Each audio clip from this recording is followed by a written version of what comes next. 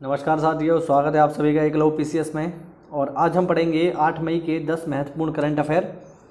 और यदि आप चैनल पर नए हैं तो चैनल को सब्सक्राइब करें और बेल आइकन को प्रेस करें। और अगर वीडियो अच्छा लगे तो वीडियो को लाइक भी करें। और विद्यार्थियों, अगर आप इस करंट की PDF को प्राप्त करना चाहते हैं तो हमारे टेलीग्राम चैनल को ज्वाइन करें। टेलीग्राम एप्लीकेशन पर जाकर के एकलव्य PCS को सर्च करें, वहाँ आपको ये PDF मुफ्त में प्रतिदिन मिल जाती है। ठीक है, तो चलिए बिना किसी देरी के हम इसे शुरू करते हैं। यहाँ पर देखते हैं प्रश्न नंबर 1। पहला प्रश्न है, कोरोना वायरस के शरीर में फैलने से रोकने के लिए वैज्ञानिकों ने किस नाम से एंटीबॉडी की खोज की है। ठीक है, कोरोना वायरस के शरीर में फैलने से रोकने के लिए वैज्ञानिकों ने किस नाम से एंटीबॉडी की खोज की है। देखिए एंटीबॉडी क्या होती है, मैं थोड़ा सा आपको बता देता हूँ। देखो बेसिकली क्या होता है कि हमारे ब्लड में बहुत सारी चीज़ें होती हैं, है ना। आपका एंटीबॉडी होता है, एंटीजन होता है, प्लाज्मा होता है, white blood cell, red blood cell, बहुत सारी चीज़ें होती हैं। फिलहाल ये थोड़ा बायोलॉजी की बात है। अभी हम सामान्य भाषा में समझें तो आप इतना समझिए कि जैसे ही हमारी बॉडी में कोई बाहरी वायरस आता है, कोई भी ऐसा वायरस अटैक करता है, कोई ऐसा विषाणु हमारे शरीर में प्रवेश करता है जो हमारे शरीर के लिए हानिकारक है, तो हमारा शरीर उस वायरस से लड़ने के लिए एंटीबॉडी पैदा करता है। ये एंटीबॉडी क्या करती हैं, जाकर के उस वायरस से लड़ाई करती हैं, उस वायरस से युद्ध करती हैं और उससे समाप्त करने का प्रयास करती हैं।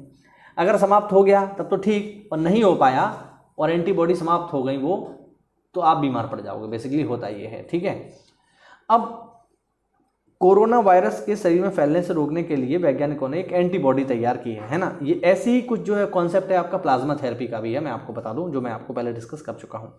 तो यहाँ पर किस नाम से नई एंटीबॉडी की खोज की है जो कि आपको कोरोना वायरस से युद्ध में सहायता करेगी आपकी बॉडी में। ऑप्शन है 42D11, 43D11, 45D11 या 47D11। और इसका जो सही जवाब है विद्यार्थियों वो है 47D11। ठीक है, 47D11 नाम से नई एंटीबॉडी की यहाँ पर खोज की है वैज्ञानिकों ने, और इसका इस्तेमाल किया जा सकेगा कोरोना वायरस से लड़ाई के दौरान आपके शरीर में। चलिए बढ़ते हैं अगले प्रश्न की ओर। आप देख सकते हैं, कोरोना वायरस के शरीर में फैलने से रोकने के लिए वैज्ञानिकों ने 47D11 नाम से एंटीबॉडी की खोज की है, जिससे कोरोना वायरस का संक्रमण एक व्यक्ति से दूसरे तक ना फैले। इसे 47D11 नाम के एंटीबॉडी का चूहे पर किया गया परीक्षण सफल है। तो चूहे पर परीक्षण सफल रहा है तो माना जा रहा है शायद इंसानों पर भी 70 से 80% तो सफल रहेगा। अब ये देखने वाली बात होगी कितना सफल रहता है। चलिए बढ़ते हैं अगले प्रश्न की ओर। यहाँ पर अगला प्रश्न है, निम्न में से किस राज्य के स्वास्थ्य मंत्री राजेश टोपे ने राज्य के प्रत्येक आदमी को मेडिक्लेम पॉलिसी देने की घोषणा की है। मेडिक्लेम पॉलिसी बेसिकली क्या होती है आपका, ये आपका जब आप बीमार पड़ते हो तो उसका एक प्रकार का बीमा है ये। ठीक है, हाँ जी। तो कौन सा ऐसा स्टेट है जिसने अपने प्रत्येक नागरिक को मेडिक्लेम पॉलिसी दे दी है, यानी आपका स्वास्थ्य बीमा करवा दिया है। ऐसा कौन सा स्टेट है जिसने अपने सभी नागरिकों का स्वास्थ्य बीमा करवा दिया है। ऑप्शन है केरल, महाराष्ट्र, पंजाब और गुजरात। और विद्यार्थियों, इस सवाल का जो सही जवाब है वो है महाराष्ट्र, है ना। महाराष्ट्र ने ये घोषणा की है कि वह अपने प्रत्येक नागरिक को मेडिक्लेम पॉलिसी देंगे, है ना। मैं आपको बता दूं, महाराष्ट्र में ही कोरोना वायरस के सबसे ज़्यादा केस मौजूद हैं, ये आप ध्यान रखिएगा। अगर कभी पूछ ले कि बताइए किस स्टेट में सबसे ज़्यादा कोरोना पॉजिटिव लोग हैं, तो वो है महाराष्ट्र। महाराष्ट्र में ही सबसे ज़्यादा कोरोना केस हैं, इसीलिए महाराष्ट्र के प्रत्येक व्यक्ति को मेडिक्लेम पॉलिसी उपलब्ध करवाई है वहाँ की शिवसेना और कांग्रेस की संयुक्त सरकार ने। ध्यान रखेंगे। और महाराष्ट्र के मुख्यमंत्री कौन है, सबको पता है, उद्धव ठाकरे। चलिए आगे बढ़ते हैं।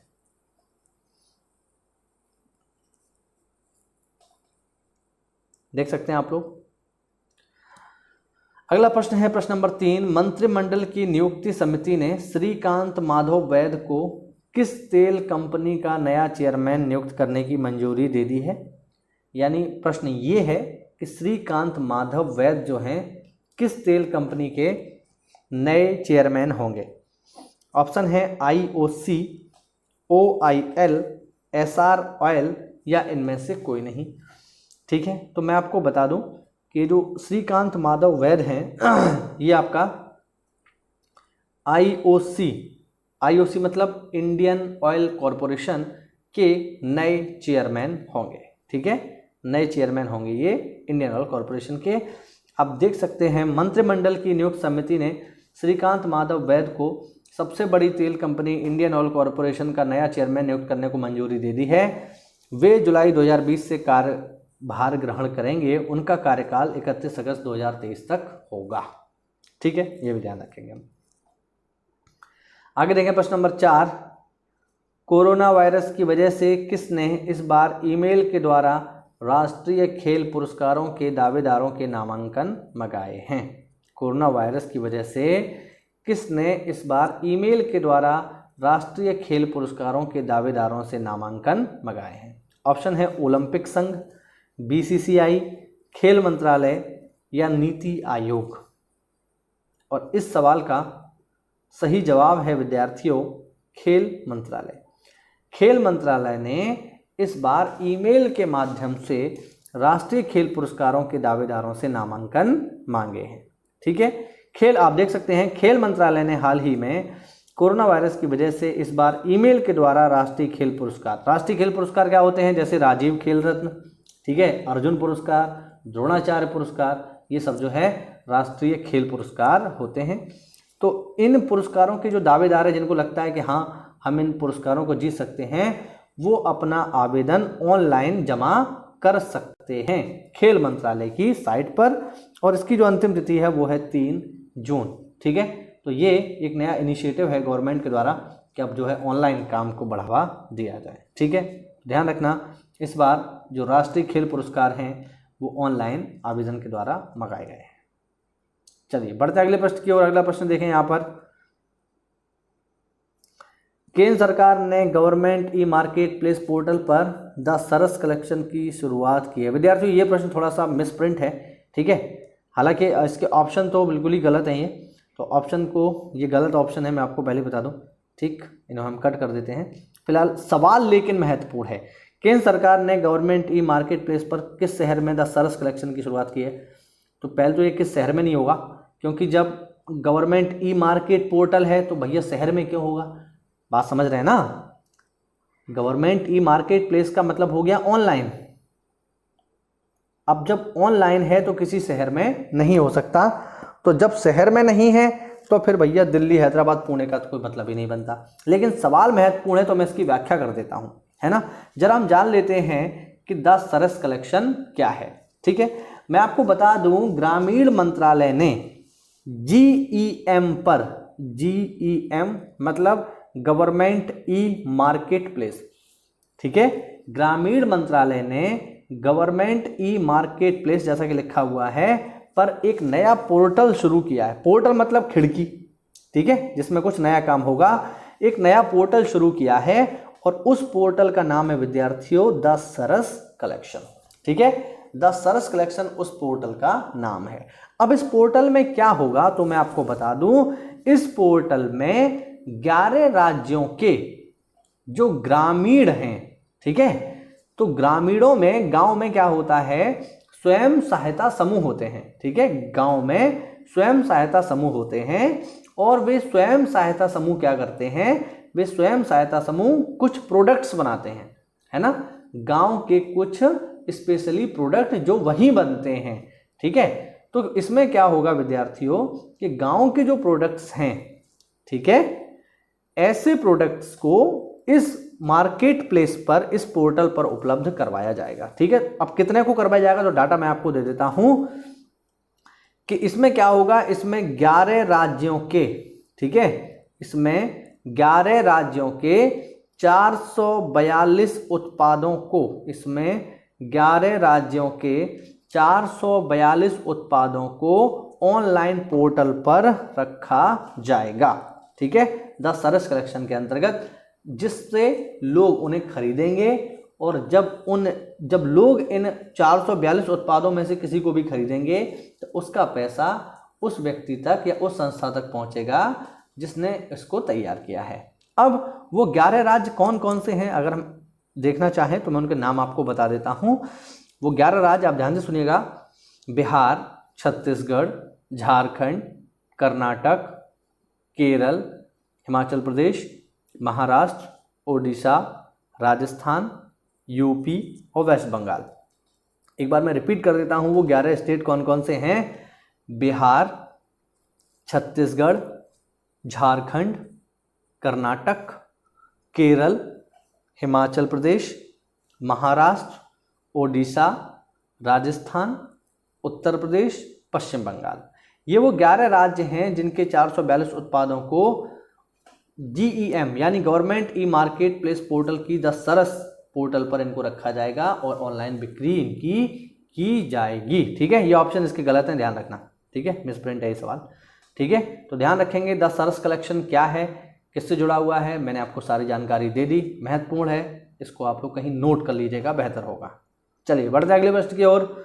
अगला प्रश्न है, प्रतिवर्ष 7 मई को विश्व भर में कौन सा दिवस मनाया जाता है? 7 मई को विश्व भर में कौन सा दिवस मनाते हैं? प्रश्न ये है, ऑप्शन है विश्व क्रिकेट दिवस, विश्व हॉकी दिवस, विश्व एथलेटिक्स दिवस, विश्व फुटबॉल दिवस।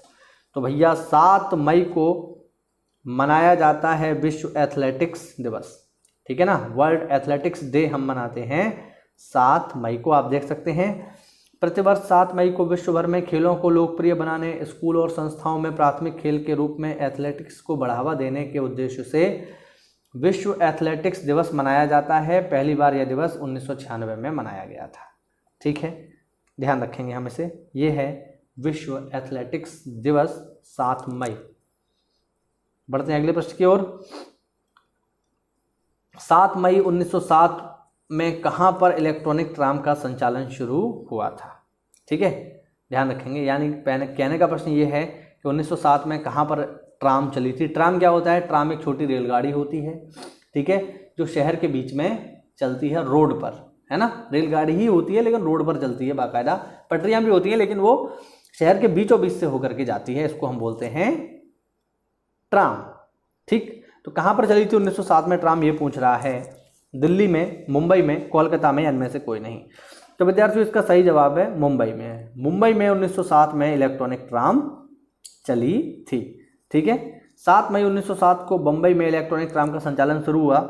सबसे पहले इसका संचालन महानगर कार्यालय से कारफ्रेड मार्केट के बीच किया गया था और 31 मार्च 1964 को इस सुविधा को बंद कर दिया गया। ठीक है, और मैं आपको बता दूं, भारत का एक शहर ऐसा भी है जहां अभी तक ट्राम चल रही है और वो शहर है कोलकाता। कोलकाता में अभी तक इलेक्ट्रॉनिक ट्राम चल रही है, बाकी हर जगह तकरीबन इसको बंद कर दिया गया है, लेकिन कलकत्ता में इलेक्ट्रॉनिक ट्राम अभी तक चल रही है, तो हम ध्यान रखेंगे। आगे देखें प्रश्न नंबर 8। प्रसिद्ध लेखक, कवि, संगीतकार और चित्रकार रविन्द्रनाथ टैगोर का जन्म कब हुआ था? ये पूछ रहा है। हिस्ट्री का सवाल है लेकिन इंपॉर्टेंट है, आपसे पूछ सकता है, पेपर में आ सकता है ये सवाल। ऑप्शन है 1860, 1861, 1862, 1872। और विद्यार्थियों, गुरुदेव रविन्द्रनाथ टैगोर, इनकी उपाधि क्या है? गुरुदेव। ध्यान रखना, रविन्द्रनाथ टैगोर को हम किस नाम से जानते हैं? गुरुदेव। ठीक है ना, या कवि गुरु भी हम इन्हें कहते हैं। तो गुरुदेव रविन्द्रनाथ टैगोर का जन्म हुआ था 1861 में। ध्यान रखेंगे हम, 1861 में जन्म हुआ था रविन्द्रनाथ टैगोर का। आप देख सकते हैं 7 मई 1861 में प्रसिद्ध लेखक, कवि, संगीतकार और चित्रकार रविन्द्रनाथ टैगोर का जन्म कलकत्ता में हुआ था। 8 साल की उम्र से ही इन्होंने अपनी कविता लिखनी शुरू कर दी थी और हम सभी को पता है कि 1913 में रविन्द्रनाथ टैगोर को गीतांजलि के लिए नोबेल पुरस्कार से सम्मानित किया गया था। ठीक है, ध्यान रखेंगे, गीतांजलि के लिए रविन्द्रनाथ टैगोर को नोबेल पुरस्कार मिला था। सही है, ये हैं रविन्द्रनाथ टैगोर। और मैं आपको बता दूं कि रविन्द्रनाथ टैगोर ही वो व्यक्ति हैं जिन्होंने 2 देशों के लिए राष्ट्रगान को लिखा है। ठीक, विश्व के एकमात्र व्यक्ति ऐसे हैं रविन्द्रनाथ टैगोर जिन्होंने 2 देशों के लिए राष्ट्रगान लिखा। भारत के लिए तो लिखा ही है, सबको पता है, जन गण मन अधिनायक जय है, सबको पता है। इसके साथ साथ इन्होंने बांग्लादेश का जो राष्ट्रीय गीत है उसको भी, जो राष्ट्रीय गान है उसको भी लिखा है, जो है आमार सोनार बांग्ला। ठीक है, तो विश्व के एकमात्र व्यक्ति रविन्द्रनाथ टैगोर ही हैं जिन्होंने 2 देशों के लिए राष्ट्रगान लिखा है, भारत के लिए और बांग्लादेश के लिए।